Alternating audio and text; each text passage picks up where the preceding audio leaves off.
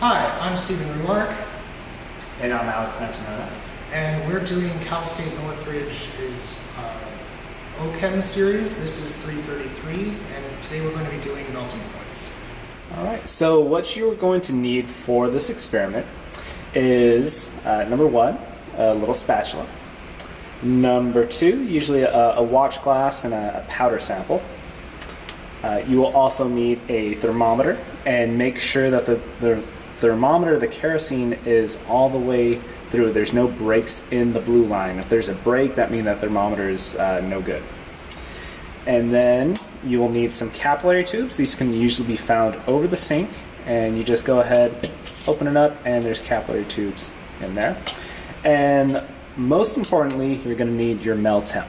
Now, your mel temp, what this does is you can go ahead and turn it on, and when you turn it on, a light goes on in the background, and this little knob right here is your temperature control. So you can fiddle with this knob a little bit, and the higher you put it, the hotter or the faster it will heat up. Now typically you don't want to go in this range, this 8, 9, 10 range. This starts heating up very, very fast. Usually, you can start off at about a 5 or a 6 just at the beginning to get it, within about 30 degrees of your sample's melting temperature. And then you're going to lower it down to, say, like a 3, maybe a 4. And then you want to heat it about 2 or 3 degrees Celsius per minute as you approach the expected melting temperature.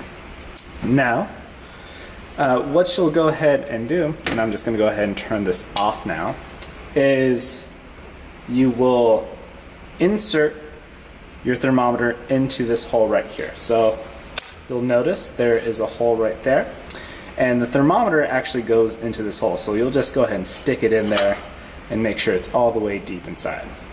Now you'll go ahead and with your melting point capillaries, you'll go ahead and grab a little bit of it, and of course, get some of that powder into the tube. And then once you have some in there, you'll notice there's a few crystals there at the bottom.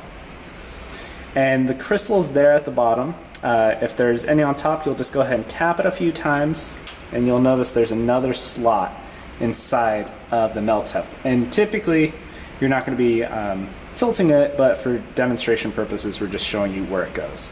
So you'll push it all the way in there, and then you can go ahead and monitor it with this little lens on the inside.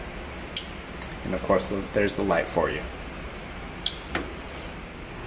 So thank you for watching this video. Now, if you have any other questions, please feel free to talk to your instructor, talk to your lab instructor, or of course, email them, stop by office hours, just keep communication open, and we will see you next time.